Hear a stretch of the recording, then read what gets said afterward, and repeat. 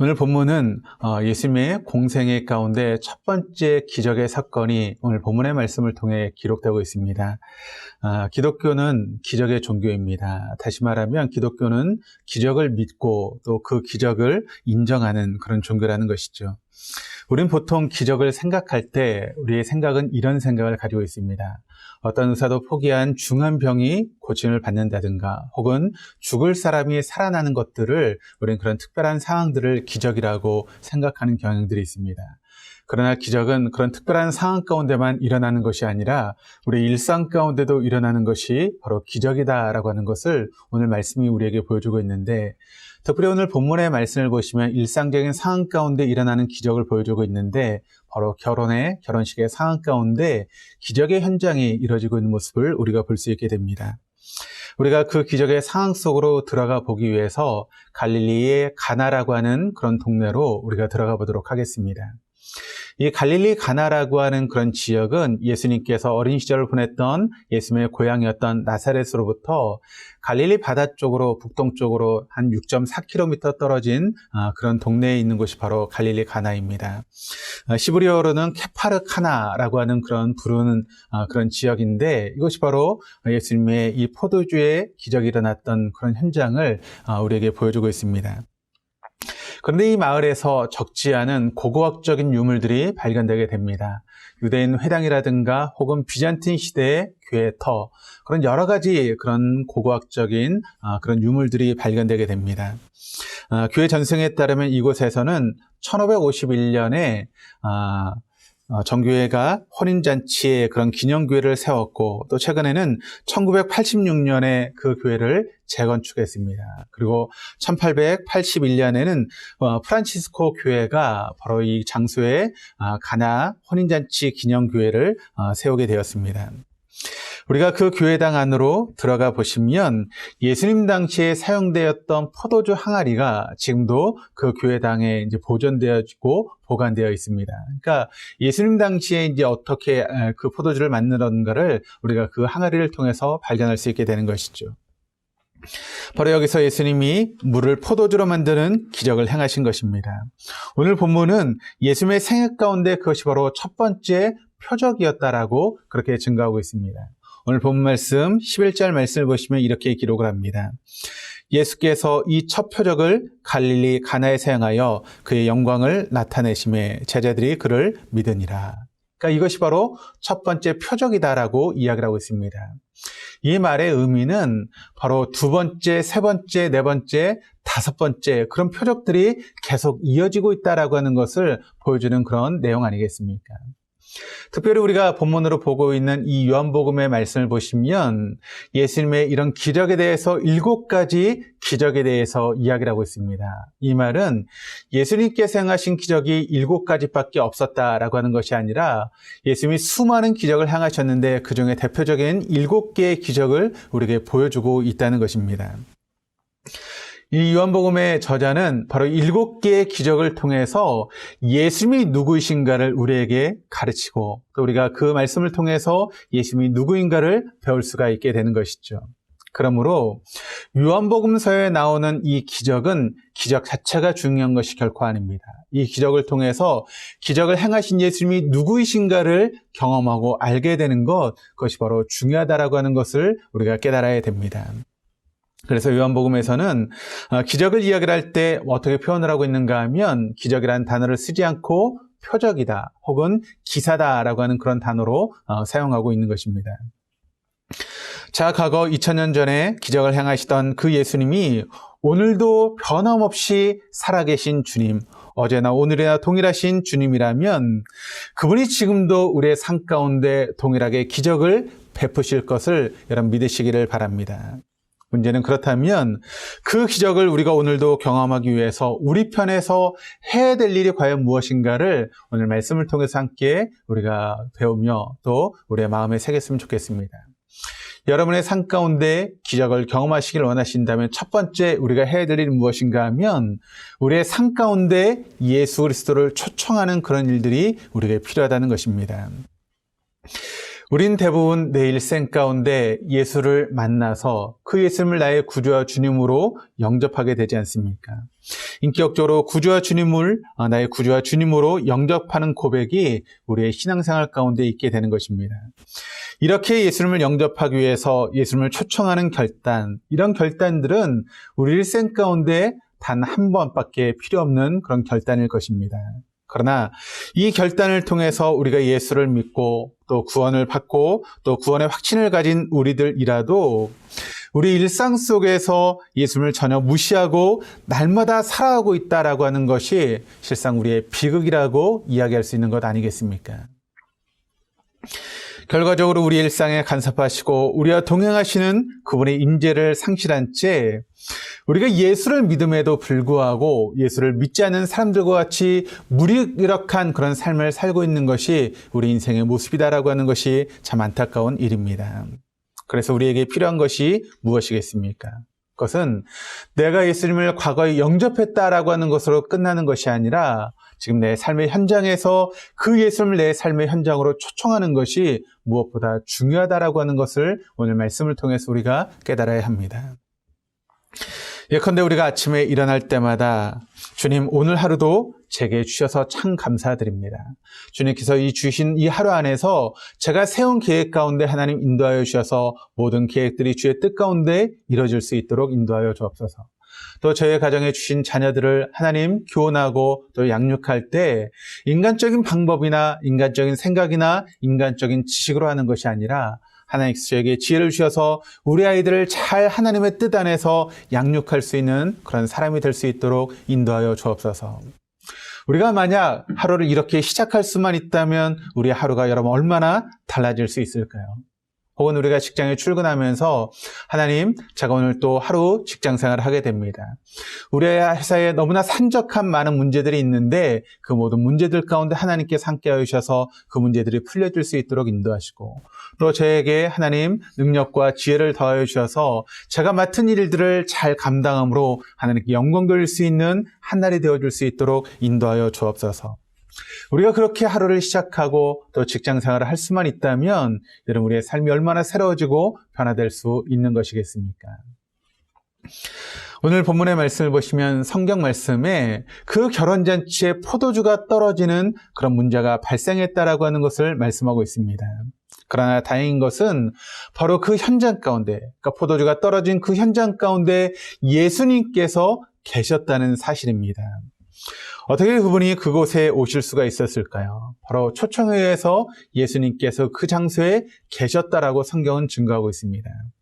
오늘 본 말씀 2절 말씀이 우리에게 증거하고 있는데 2절 말씀이 이렇게 이야기를 합니다.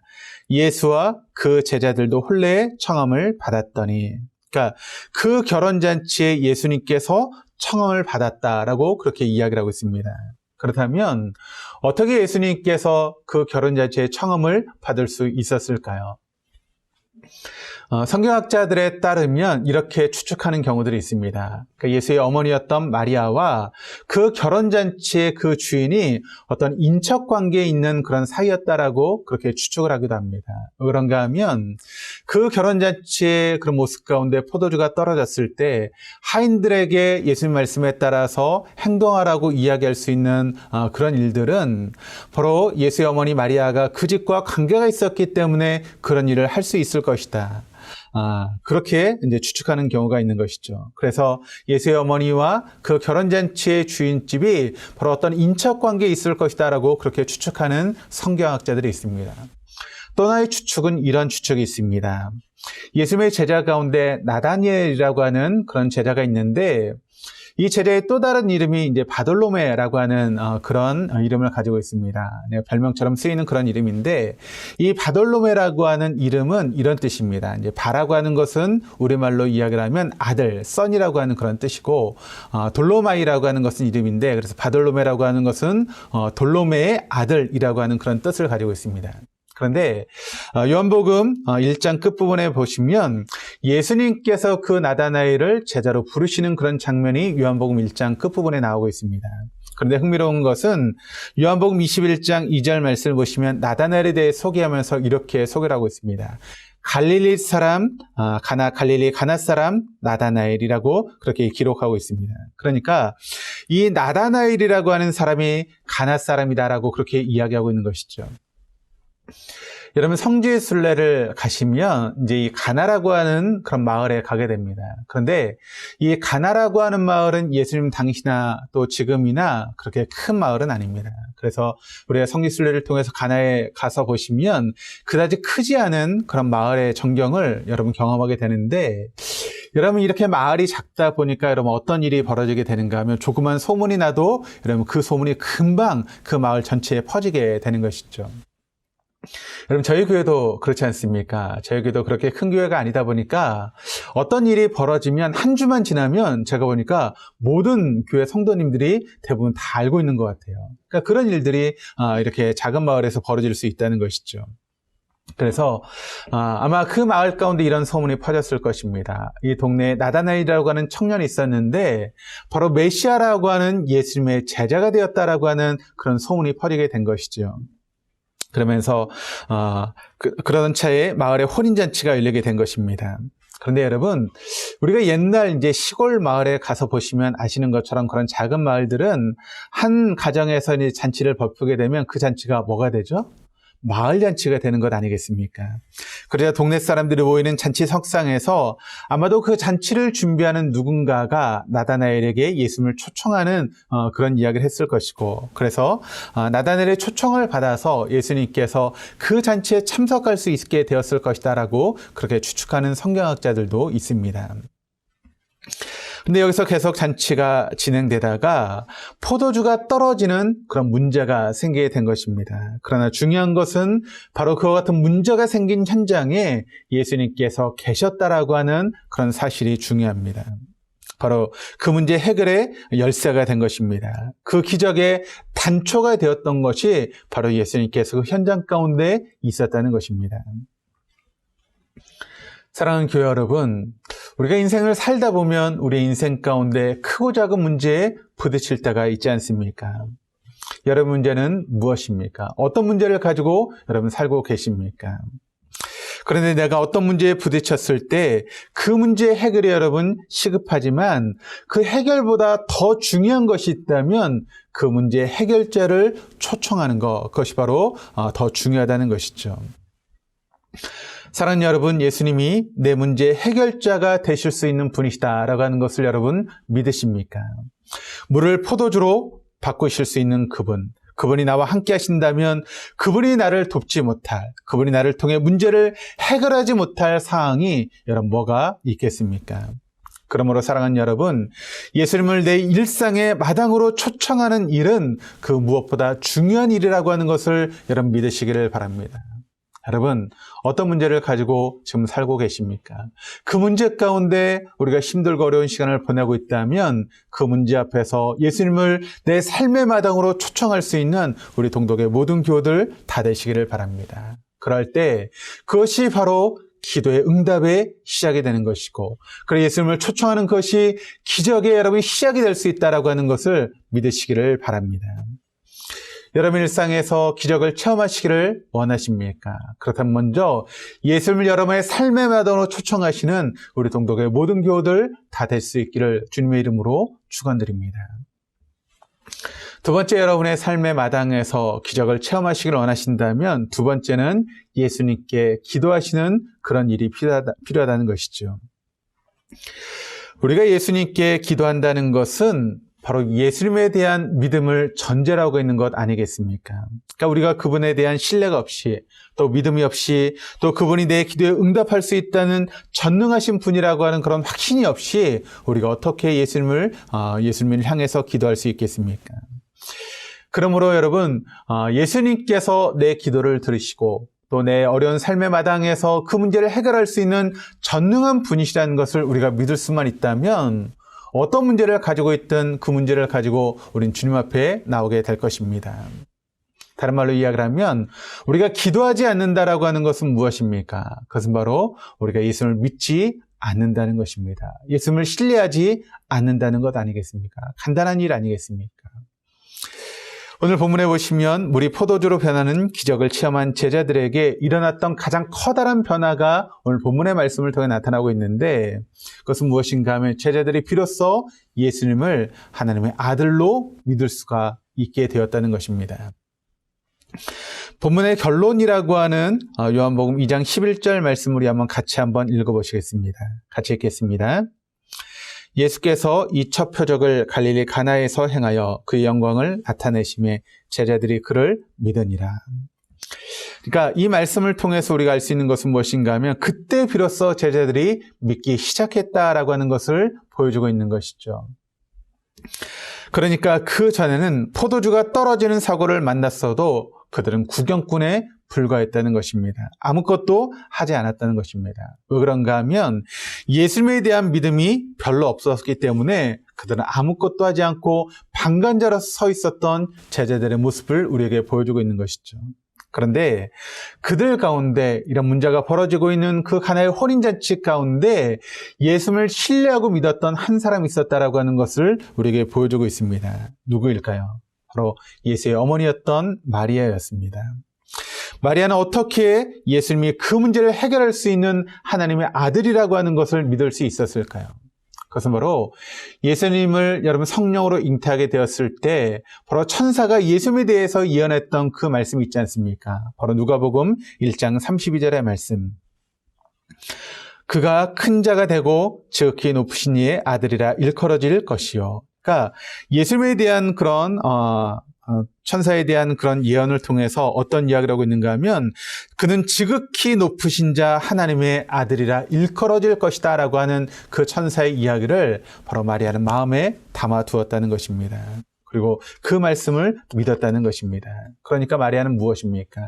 바로 예수님만이 이 문제의 해결자가 되시는 분이라고 하는 것을 마리아는 믿었다는 것입니다. 그래서 마리아는 이 잔치 석상에서 일어났던 문제를 가지고 예수님 앞에 달려나오는 것입니다. 여러분, 그것이 바로 기도 아니겠습니까? 여러분, 기도의 정의가 뭐라고 생각하십니까? 우리가 기도를 어렵게 생각할 것이 없습니다. 기도의 정의는 무엇인가 하면 우리가 가지고 있는 문제를 여러분 그 문제 해결되시는 예수님 앞으로 가지고 나오는 것, 그것이 바로 기도라는 것을 여러분 믿으시길 바랍니다. 어떤 문제가 있든 그 문제를 내 방법이나 내 지식이나 내 능력으로 해결하는 것이 아니라 우리의 그 문제의 진정한 해결자 되신 그 주님 앞에 그 문제를 가지고 나와 주님께 도움을 구하는 것, 그것이 바로 진정한 기도의 정의인 줄 믿습니다. 요한복음 오늘 본 말씀 3절 말씀을 보시면 이렇게 기록을 합니다. 포도주가 떨어진지라 예수의 어머니가 예수에게 이르되 저들에게 포도주가 없다 하니. 그러니까 문제를 마리아가 발견하게 되었습니다. 그리고 문제를 직면하게 되었습니다. 그런데 그 문제를 직면하자마자 마리아는 그 문제를 가지고 예수님 앞에 달려나왔다는 것이죠. 그리고 이렇게 말합니다. 포도주가 떨어졌습니다. 도와주십시오. 여러분, 이게 기도 아니겠습니까? 그러니까 어떤 의미에서 마리아는 이 사건을 통해서 우리에게 기도의 모델을 보여주고 있는 것입니다. 기도의 모본을 보여주고 있는 것입니다. 문제를 가지고 즉각적으로 그분 앞에 나와 아뢰며 도움을 청하는 것, 그것이 바로 진정한 기도의 모습인 줄 믿습니다. 전 사랑하는 우리 동독의 모든 교우들이 여러분이 가지고 있는 모든 문제 앞에서 그 문제의 해결자 되신 주님 앞에 그 문제를 가지고 나올 수 있는 동독의 모든 교우들 다 되시기를 바랍니다. 마리아가 이 문제를 가지고 주님 앞에 나오게 되었을 때 오늘 본문의 4절 말씀을 우리가 보게 되니까 예수님께서 그 마리아의 요청에 대해서 거절하시는 것처럼 보여지기도 합니다. 그럼에도 불구하고 마리아는 예수를 신뢰하는 그런 모습을 오늘 말씀이 계속해서 우리에게 보여주고 있다는 것이죠. 자, 4절 말씀이 이렇게 기록을 합니다. 예수께서 이르시되 여자여 나와 무슨 상관이 있나이까 내 때가 아직 이르지 아니하였나이다. 그러니까 우리가 이 4절의 말씀을 피상적으로 읽어보면 마치 마리아의 그 요청에 대해서 예수님께서 거절하는 것처럼 보여지는 그런 모습을 우리가 볼 수 있게 됩니다. 그런데 우리 이 말씀을 거절으로 우리가 받아들이고 있지만 그러나 마리아는 그것을 거절으로 받아들이지 않고 있습니다. 이것이 바로 중요한 것이죠. 우리가 그것을 어떻게 알 수 있을까요? 5절의 말씀을 통해서 알 수 있게 되는데 우리 5절의 말씀을 같이 한번 읽어보시겠습니다. 같이 읽겠습니다. 그의 어머니가 하인들에게 이르되 너에게 무슨 말씀을 하시든지 그대로 하라 하니라. 그러니까 뭐예요? 마리아는 예수를 믿었다는 것입니다. 그분은 결코 내 청을 거절하지 않을 것이다 라고 하는 것을 마리아는 믿었다는 것입니다. 따라서 그가 무슨 말씀을 하시든지 그대로 따라야 된다라고 하는 것을 요청하며 말씀하고 있는 마리아의 모습을 우리가 말씀을 통해서 발견할 수 있습니다. 사랑하는 교회 여러분, 우리가 주님 앞에 나올 때 이런 믿음으로 주님 앞에 여러분 간구하고 계십니까? 내가 구하는 이것이 하나님의 뜻을 정면으로 거스르는 것이 아니라면 하나님께서는 내 청을 들어주실 것이다 라고 하는 그런 믿음을 여러분 가지고 계십니까? 그런 믿음을 가지고 주님 앞에 나와 기도하고 계십니까? 주님 여러분 어떻게 기도하라고 우리에게 가르치고 계십니까? 마가복음 11장 24절 말씀을 통해서 주님은 우리에게 이렇게 증가합니다. 우리 한번 같이 한번 읽으시겠습니다. 그러므로 내가 너에게 말하노니 무엇이든지 기도하고 구하는 것은 받은 줄로 믿으라. 그리하면 너희에게 그대로 되리라. 그리하면 너희에게 그대로 되리라. 우리가 믿고 주님 앞에 나아가 기도하면 그 모든 것들이 그대로 되어질 것을 주님께서 약속하고 있다는 것이죠. 여러분 이 약속을 믿으십니까? 정말 이 약속을 믿으십니까? 그런데 왜 기도하지 않으십니까? 우리가 어떤 문제를 가지고 있든지 그 문제를 가지고 주님 앞에 나와 기도하면 주님께서 우리의 모든 문제를 풀어주시고 해결하실 것이라는 것을 여러분 다시 한번 믿으시기를 바랍니다. 오늘 우리들의 문제는 무엇이라고 생각하십니까? 먼저 우리는 내가 어떤 문제를 가지고 있든지 그 문제를 직시할 필요가 있다는 것입니다. 직면하면서 나의 문제를 그분 앞에 내려놓는 그런 시간들이 우리에게 필요하다는 것이죠. 여러분의 문제가 무엇입니까? 포도주가 떨어졌습니까? 기쁨이 떨어졌습니까? 용기가 떨어졌습니까? 희망이 떨어졌습니까? 그렇다면 그 모든 것을 가지고 주님 앞에 나오실 수 있기를 바랍니다. 유대인들에게 있어서 포도주라고 하는 것은 어떤 의미가 있는가 하면 바로 기쁨의 상징이 바로 포도주입니다. 그런데 그 포도주가 떨어진 것입니다. 다른 말로 이야기를 하면 기쁨이 떨어지게 된 것이죠. 용기가 떨어지게 된 것입니다. 희망이 떨어지게 된 것입니다. 이런 안타까운 문제를 가지고 여러분 주님 앞에 나오고 계십니까?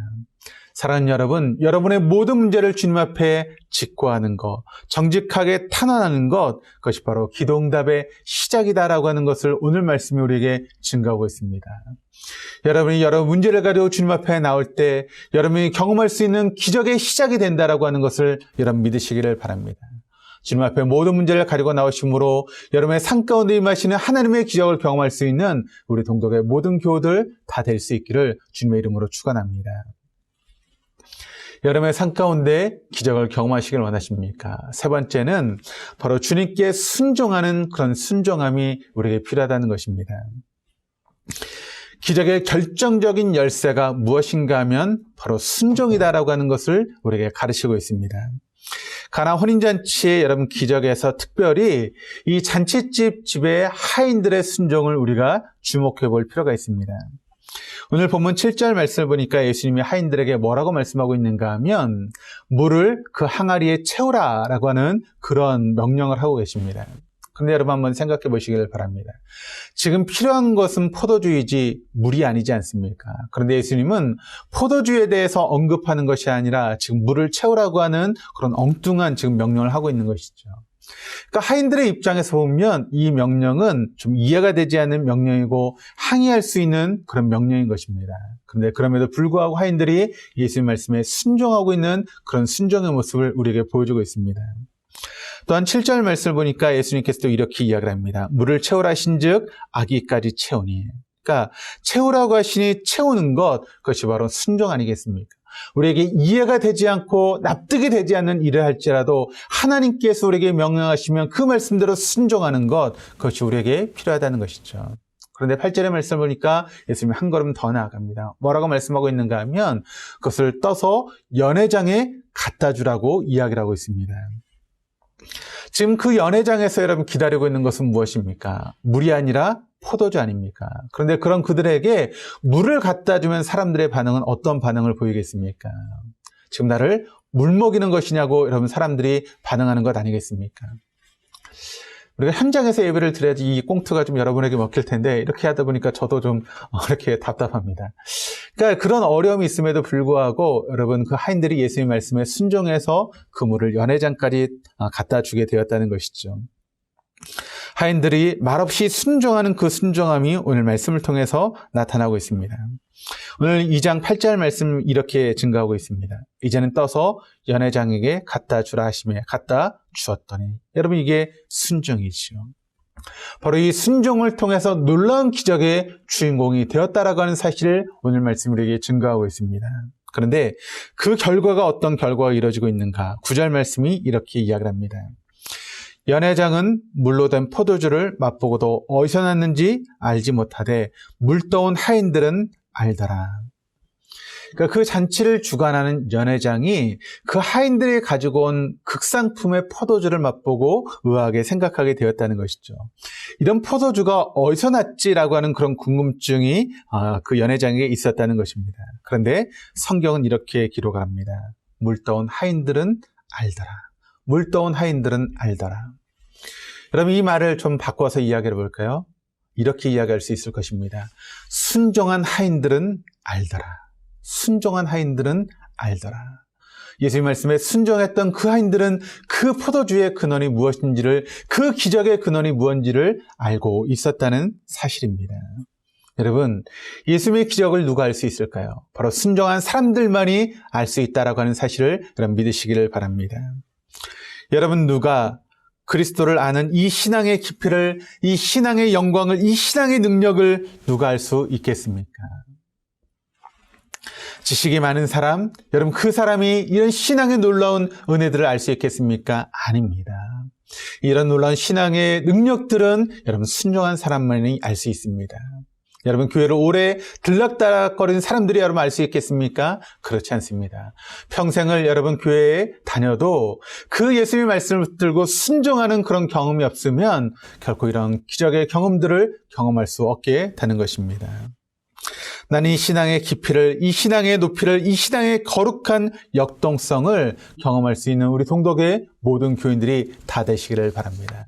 그러기 위해서는 먼저 여러분들이 말씀에 순종하는 그런 순종함이 필요하고 또 그런 순종함을 통해서 여러분 그런 기적을 체험하는 그런 역사가 여러분의 삶 가운데 일어나게 될 줄로 믿습니다. 이런 하인들의 순종의 기적이 가져온 결과가 무엇입니까? 돌 항아리 6에 넘쳐나는 포도주의 기쁨이었다라고 성경 말씀이 증거하고 있습니다. 그리고 제자들은 견고한 믿음의 사람이 될 수 있었다라고 이야기를 하고 있고 그들은 주의 영광이 나타남을 목격하는 증인들이 되었다라고 기록을 하고 있습니다. 이스라엘의 선교사로 오랜 시간 동안 이스라엘 땅에 머물면서 사역을 하셨던 유모세라고 하는 그런 선교사님이 계십니다. 근데 그분이 썼던 책 중에 열려라 성경이라고 하는 그런 책이 있는데 그분이 이 포도주 가나의 혼인잔치의 그런 기적을 통해서 이런 이야기를 하고 있습니다. 그러니까 우리가 오늘 2장 1절 말씀을 보시면 어떤 말씀으로 시작하고 있는가 하면 사흘째 되던 날에라고 하는 그런 말씀으로 시작을 하고 있습니다. 우리가 생각하는 사흘이라고 하는 이제 시간은 언제인가 하면 우리는 보통 이제 월요일, 화요일, 수요일로 이제 생각을 하지 않습니까? 그래서 우리 머릿속에는 사흘째라고 하면 보통 이제 수요일로 생각하는 경우가 있는데 유대인들은 이제 안식일 다음 날을 이제 첫날로 생각을 하죠. 그래서 우리가 주일을 그들은 첫날로 시작해서 사흘째 되는 날은 언제인가 하면 바로 주일, 월요일, 화요일 그 날이 바로 사흘째 된 날입니다. 근데 이것이 창조의 기사와 연관이 되어 있습니다. 여러분 사흘째 되는 날 어떤 창조가 이루어지게 되었는가 하면 바닷물이 물러나고 묻이 드러나는 그런 창조의 역사가 시작되게 됩니다. 그러므로 바닷물이 덮여 있었던 지구의 묻이 드러나는 그런 축복의 날이 바로 사흘째 되는 날이라는 것이죠. 그래서 땅이 꽃을 피우고 열매를 맺던 사흘째 되던 날, 그래서 유대인들은 여러분 이 날을 축복의 날로 생각해서 유대인들은 어느 날 가장 많이 여러분 결혼식을 여는가 하면 바로 화요일에 가장 많은 결혼식을 진행한다고 합니다. 그날은 축복의 날입니다. 그날은 축복의 땅이 예배되는 날입니다. 그날은 축복의 잔치가 열리는 그런 날이 바로 유대인들에게 있어서 바로 사흘째가 되는 날이었다는 것이죠. 사랑하는 여러분, 우리가 믿음으로 준비하고 기도하기 시작하면 그리고 말씀의 순종을 결단하면 여러분 아십니까? 하나님이 우리를 위해서 축복의 땅을 준비하고 있다는 것을, 우리를 위해서 놀라운 참치가 예비되고 있다는 것을 여러분 믿으시기를 바랍니다. 지금 우리나라가 여러분 시련 가운데 있습니다. 코로나19 바이러스로 인해서 여러 가지 어려운 가운데 있고 또 전 세계 팬데믹으로 인해서 경제가 지금 나락으로 떨어지고 있는 가운데 있습니다. 그래서 중소인들이, 상공인들이 어려운 가운데 있고 또 고난 가운데 있습니다. 우리 중에 참으로 나라를 위해서 기도하는, 중보하는 사람들이 일어날 수 있다면, 그리고 우리 가운데 진실로 하나님의 말씀을 붙들고 순종할 수 있는 사람들이 일어날 수만 있다면 하나님은 우리나라를 지키실 것입니다. 그리고 우리를 위해서 축복을 예비할 것입니다. 오히려 전화위복의 놀라운 기회가 이 나라 가운데 일어나게 될 줄로 믿습니다. 만일 우리가 엎드려 기도할 수 있다면, 그리고 말씀 앞에 참으로 순종을 결단하는 그런 시간들이 우리에게 주어진다면 여러분의 삶 가운데 하나님이 예비하신 놀라운 잔치가 시작될 것입니다. 이 놀라운 축복과 축제가 여러분과 저의 기쁨이 될 수 있기를 주님의 이름으로 축원드립니다.